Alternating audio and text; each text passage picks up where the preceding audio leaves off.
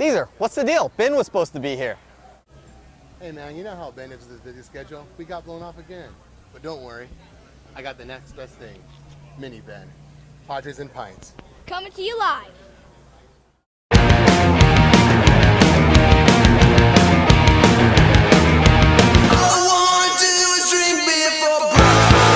We are here at Iron Fist Brewing, Padres and Pints, with our special guest today, Ben Higgins. Good to be here. Right? Thanks for joining us. You're a very busy guy, so it's good to find some time for us to drink some beer and talk Padres baseball. Always gonna have time to relax with the beer, right? Unwind after job 1 or 2 or something like that. Yeah, exactly.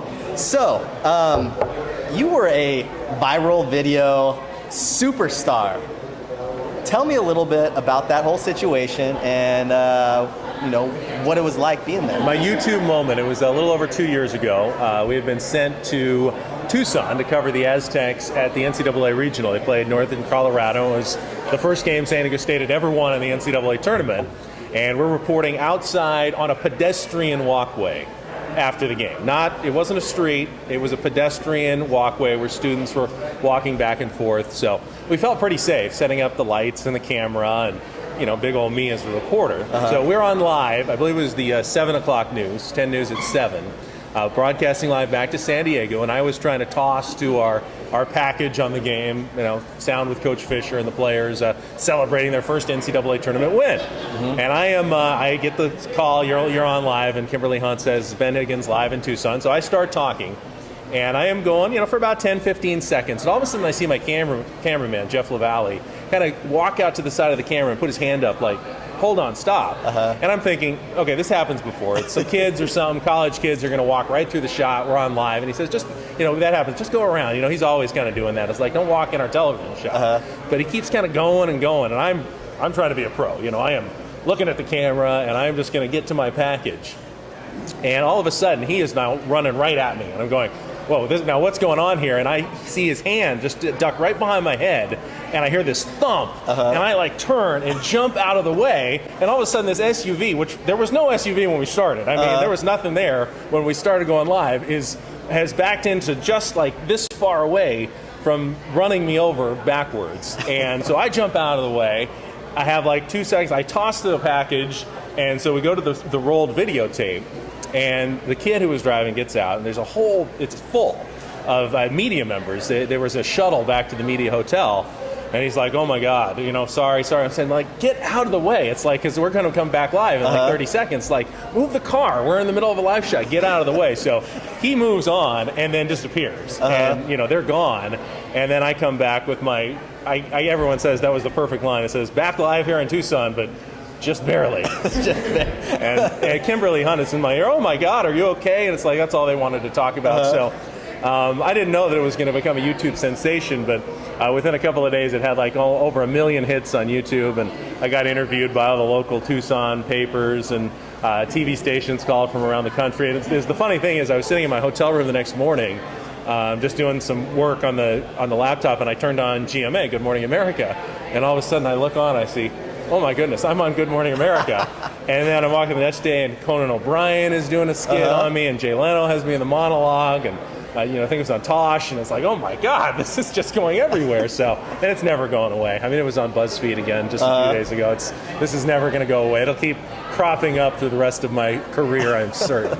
Definitely. Hey, at least you're always going to be, relevant, Yeah, and it could have been worse. I could have screamed expletives. I could have gotten into a fist fight. And that would look bad. But mostly everyone said, wow, this guy's a pro. He almost gets run over by a car, still goes to his package and comes out with a witty line afterwards. So, worked out okay for me. Do you ever find yourself on edge when you're on a live feed now and kind of looking over your shoulder to make sure a car is not going to be back? I almost always, if we're out in the open, I almost always look behind me before we get started. But if I had done that before, that car was 75 yards away when we started the live shot. There was just no thought that it would back up that fast, that far, and be possibly, at all an area where we could be in danger. Yeah.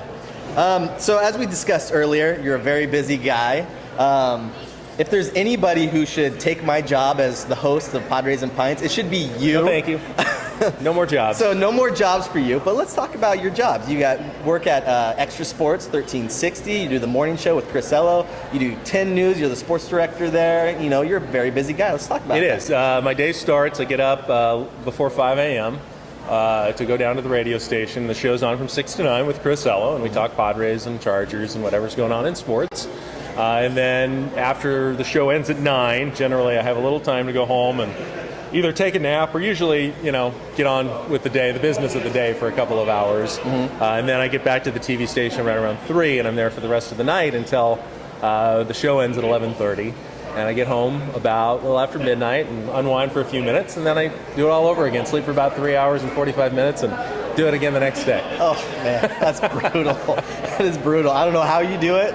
And you also find time to fit in the world-famous mini bins, taking care of them with your wife, and drinking beer, too. I love the summer because they're out of school, so I actually can see them during the middle of the day. During the school year, it's tough. I try to make sure I can pick them up from school. They get off just after 2 o'clock, so that'll be the only time I see them during the day, like 10 minutes, and then I've got to go off to work. And my wife Shelly's great because she has to be with them all the time and handle everything that I can't handle. So it's a real team effort, but summer's nice. I get to see them a little bit more. Yeah.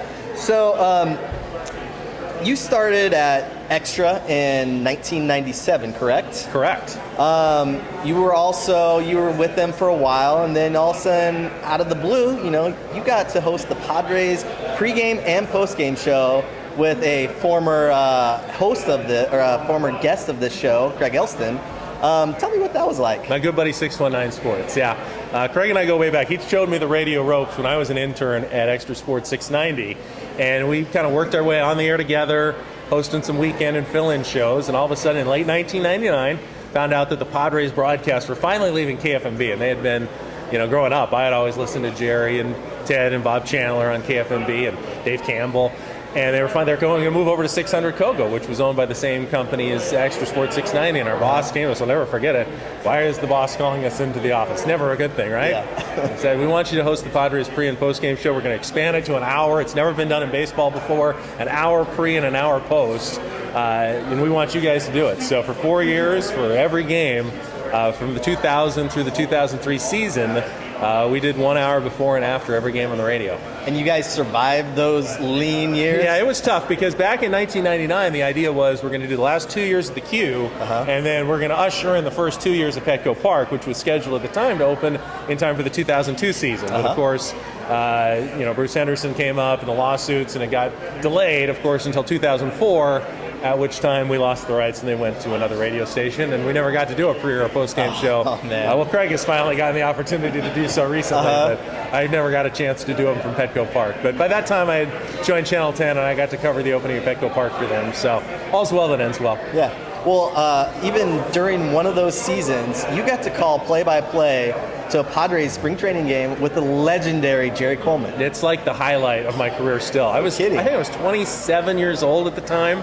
Not a lot of play-by-play experience. And I had done, like every broadcaster, I had done games in my head and practiced games into a tape recorder and done some high school stuff on, like cable access. But I think it was Ted Leiter was still doing his Channel 8 broadcast during the week.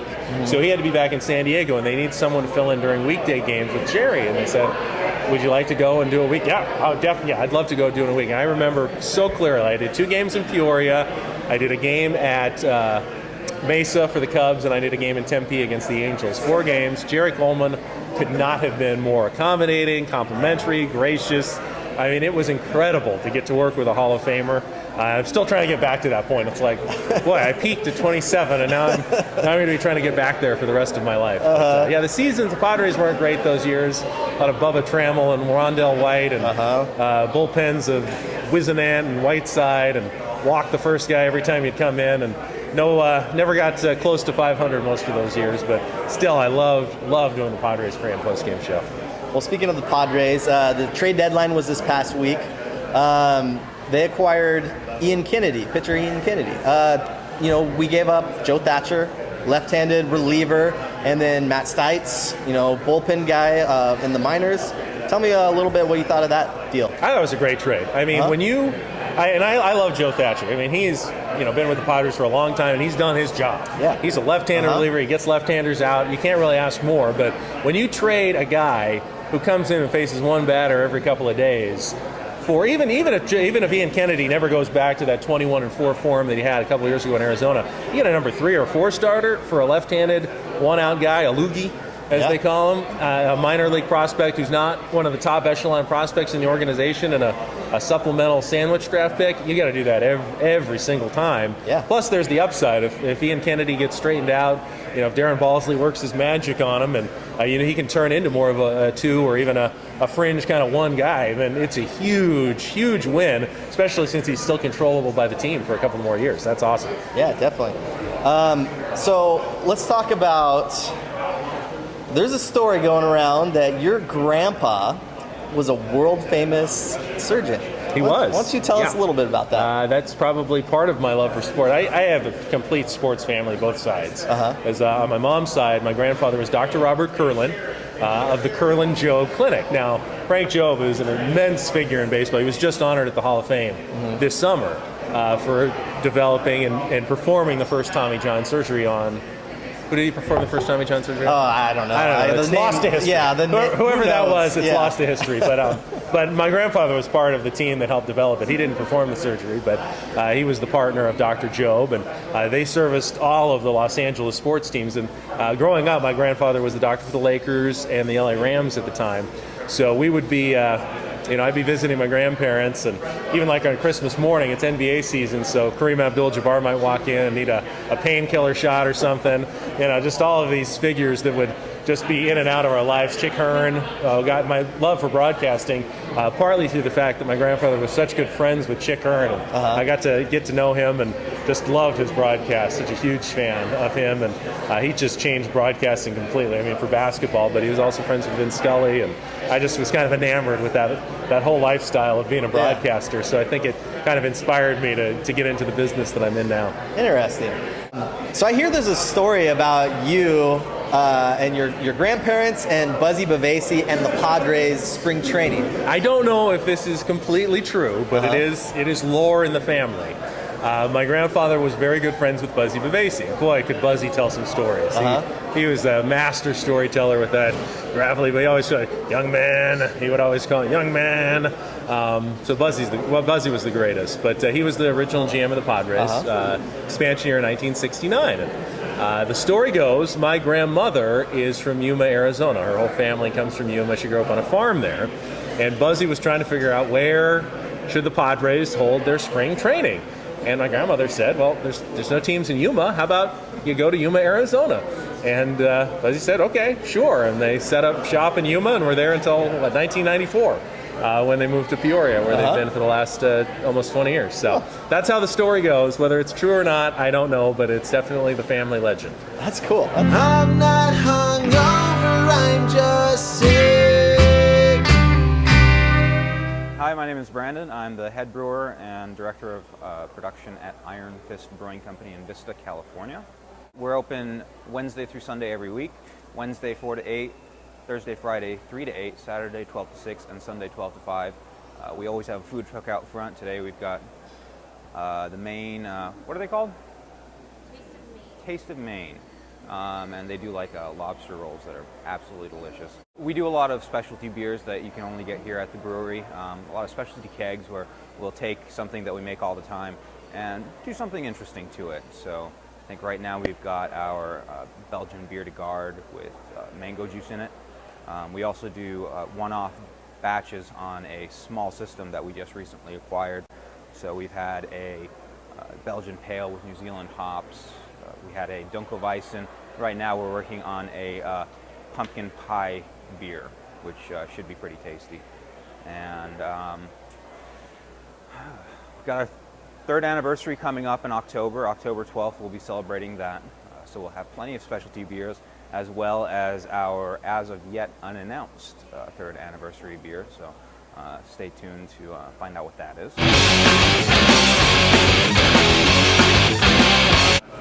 All right, we're to the part of the show that we like to call Rapid Fire.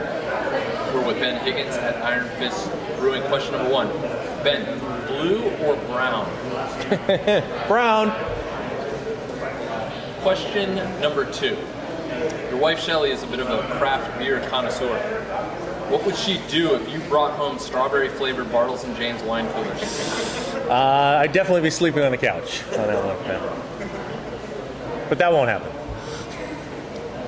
Question 3. You are in the process of raising small children. Do you play cool music like Pearl Jam and Bad Religion in the car, or overproduced crap for kids? We play country music in the car, mostly, because that's that they all like. So I control the radio. When I control the radio, it goes on to Extra Sports 1360. That doesn't happen very often. So no crappy kids? No, that we've long passed that day. Not a kid's song on the playlist. You are great parents. Question 4. Related to your internet fame and the SUV that nearly ran you over, which car would you have preferred to have been run over by on TV? I would say, well, since there's a chance that I could end up owning that car by suing whoever it was, I'd pick a Jeep Wrangler because that's the car my wife has always wanted and I can give it to her. Interesting answer. Question 5. You're out of San Diego for a prolonged period of time. When you return, how do you know that you've truly returned to San Diego? What is it that's definitively San Diego? Taco shops on every corner. I'm sorry, could you say that again? Taco shops on every corner. Taco shops on every corner. There were 2 acceptable answers. Number 1, taco shops. Number 2, you turn on the TV and see Kimberly Hunt. Either is acceptable. But I never see Kimberly Hunt on TV. She's always sitting right next to me. That must be awesome. Billy Ray's a big guy. You don't try anything with Kimberly. His grip is like legendary. Shake his hand, he tries to like rip your hand off. I've heard that before. And all I'm saying is that I recall to my time as a child when Kimberly Hunt was on the TV. And she looks she looks better than she did then. I think that Kimberly Hunt is definitively San Diego, well, as our taco shops. You tweeted about her hair recently, and she came to me and said, "What's this all about? Should I be creeped out?" And I said, "No, I think you should be flattered and go ahead and play along." But she did come and ask me the question. That's why I asked if it was filmery or not. Yes, and that's what she was worried about. I was in the gym and I looked on the TV, and honest, her hair looked fantastic. Always does. Okay, this has been Rapid Fire. This has been Padres and Pints with Ben Higgins at Iron Fist Brewing in Vista, California. Peace Out.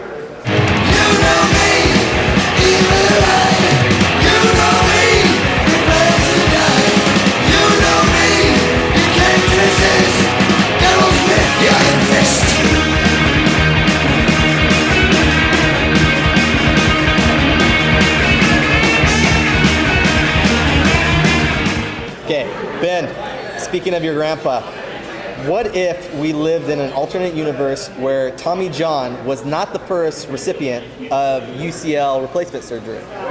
Avenging Jack Murphy back there behind the camera has some ideas of players who might be a better option. Ben, we often hear that somebody had to get a Tommy John.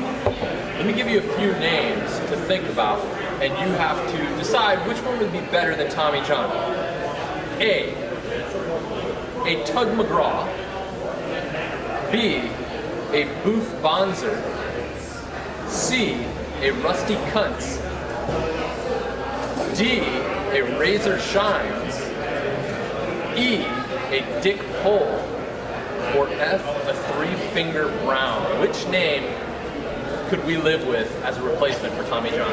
I think the best choice, I think a good tug surgery would actually be very popular, and probably, I think guys would be lining up for a good tug surgery.